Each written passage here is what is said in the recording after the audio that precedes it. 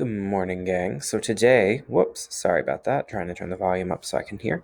We're going to talk about Islamic expansion. There's a little activity that you're going to be doing on a discussion board, and that's going to be it for the day. Tomorrow, you're going to get your unit project, and I'm going to go over that and explain it when I post it tomorrow. So let's get started with Islamic expansion. But before we do that, I want you to really take a few minutes and think about what it means to struggle.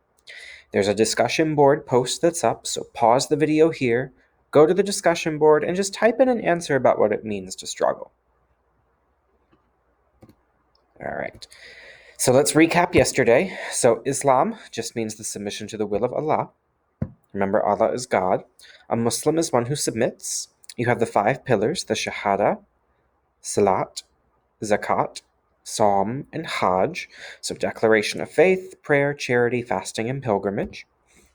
We have what are called the Ahl al-Kitab, the people of the book, Jews and Christians.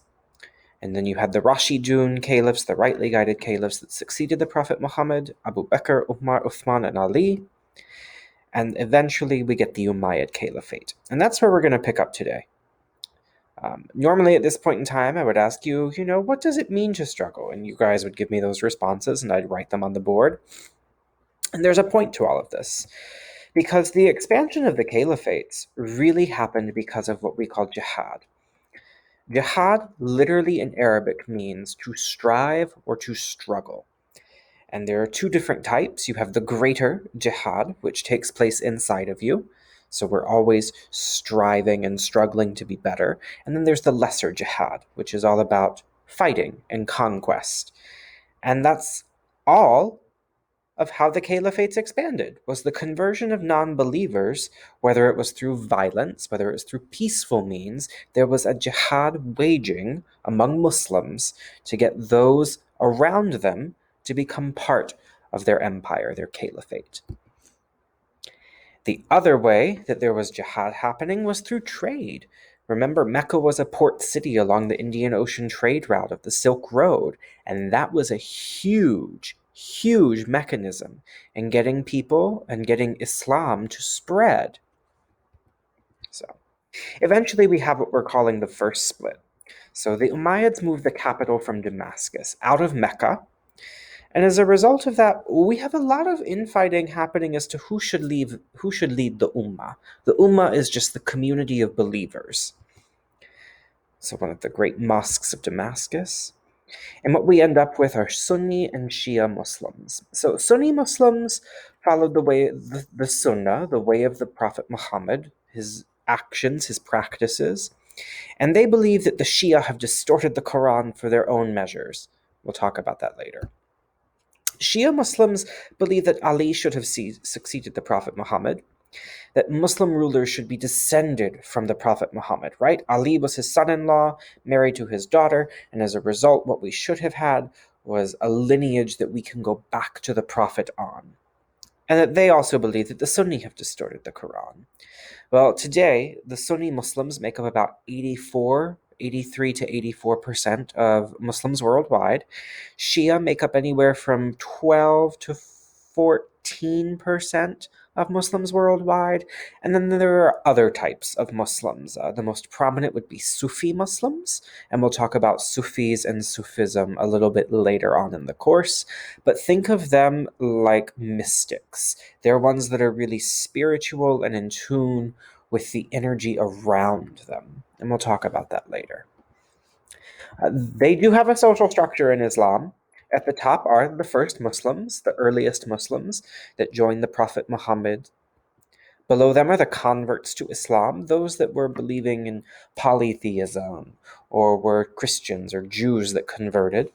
Below our converts, we have the people of the book, the Ahl al-Kitab, the Jews, the Christians, and the Zoroastrians. And then at the bottom are slaves. So a pretty basic social structure, but it makes sense, probably more than any other. We also have what we call Sharia. It just refers to what is allowed and what is not allowed. And it exists on a spectrum. And the way I like to describe it is kind of like this. So think of everything right here as what's permissible. You can do it. Think of things here, nothing's really said on it. We're not going to frown upon it. It's allowed to a degree. You have what we would call here the neutral. We're not really sure because the Prophet Muhammad didn't say anything about it. The Quran doesn't say anything about it. There aren't really any laws out there that say we can't do it, so we can't take an opinion on it. This is frowned upon. You shouldn't do it. And then this one at the very end on the left. Bad. How dare you? It is forbidden. Do not do it. So there's this spectrum of things, and that's what the Sharia is. It's not technically a legal code, it's just a spectrum of what's allowed and what's not. So we eventually get the Umayyad Caliphate. They expand into North Africa and into parts of Spain. In the Umayyad Caliphate, we really finally get a codified Quran. It comes into existence, and that's the most important thing to happen from the Umayyads. The Umayyads begin to turn towards what we call secular Islam. So Islam is existing, but it's not really a part of its rulers, right? It's more of what the people are doing. The rulers are just like, yay, we're Muslim, but we're not following Islamic doctrine, what's taught. And so eventually that becomes a huge problem. So the Umayyads move into Al-Andalus, which is in Spain, Andalusia, the city of Cordoba. They move there for a couple of different reasons. One, the Abbasid clan starts revolting within the Middle East, and two, they lose at the Battle of Tours to Charles Martel. He was a Frankish king. So Spain becomes this hub, Al-Andalus becomes this hub for the Umayyads, and it remains that way for quite some time, for about 600 years. Then the Abbasids take over. So they revolted against the Umayyads. They moved the capital from Damascus to Baghdad because it was better suited for trade. Baghdad was a major city along the Tigris and the Euphrates rivers. It had access to the Silk Road. It had access to the Indian Ocean. It had access to the Byzantine Empire and to Rome. So trade was constantly happening. They were smart because they taxed the land, they taxed people's wealth, they taxed what they imported, they taxed what they exported. They were masters, right, at making sure money was constantly coming into the government for the government to use. So the Abbasids are pretty well known for their treatment of women in Islam. So in the Quran, it states that men and women are equal. And divorce is pretty easy for women in Islam. All you have to do is say, I divorce thee, I divorce thee, I divorce thee. 3 times and you are divorced. For women, it was easier to get a divorce after 4 months of being married for a couple of different reasons. One, if in 4 months you had not had relations with your partner, you could divorce them. Because part of the core of Islam is passing it on to a family. And if you were not having a family, boom, divorce. And it's also huge because women had more rights than their European counterparts. They could own property. Yes, they would inherit less than what the men would, but they could own it. And we'll talk about these differences as we move on in this unit. But the Abbasids are also known for spurring a golden age of Islam. They made advancements in astronomy, huge. They were able to create an astrolabe to monitor the stars and to sail. They made advancements in literature, the 1001 Arabian Nights. You guys know some of those stories, Aladdin, Sinbad. They made huge advancements in philosophy and in medicine. One of the most famous Muslims, Al-Razi, wrote a treatise on smallpox and measles and how to treat it. They also had what's called the House of Wisdom, centered in Baghdad. After Rome fell, Europe entered this dark age. Meanwhile, in the Middle East, we're in this golden age. Baghdad became the epicenter of knowledge and learning and translation. They had texts from ancient Greece, from ancient India, from Persia. They were the ones that kept the stories and the epics of what happened alive. You also had huge advancements in art, like calligraphy, the emergence of arabesque. the formation of what we call algebra, which is just algebra, courtesy of Al-Khwarizmi.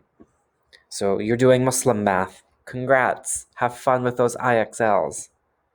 And then there was a great historian by the name of Ibn Khaldun who emphasized this idea of asabiya, which just means social solidarity, how we form these groups, and these groups also rip us apart because we become so enthralled with this group structure. The House of Wisdom was the place where everything was happening, and eventually it all went away. Here you've got an astrolabe on the left, up at the top, the recitation of the 1001 Arabian Nights, part of that arabesque art in the background. And at the bottom, these stunning calligraphy images that just incorporate Arabic writing into shapes and figures and animals. Eventually, the Abbasids do fall. They really decentralized their government. So they moved away from the caliph, the khalifa, who was in charge, and really told local government officials to take command. And then in 1258, the Mongols come in from Asia, and they sack Baghdad to the ground. It's one of the most important turning points in the history of the world, because it puts the Mongols even closer to Europe, but it also really ends the Golden Age, and we start to see the Golden Age shift from the Middle East back into Europe. So that is it for today's lecture. The discussion board is all you have to do. Don't worry about anything else. Tomorrow, your Unit 2 project will be uploaded. That's going to be how we're going to test you instead of giving you an actual multiple choice or writing test. So have a good day, and if you have any questions, just let me know.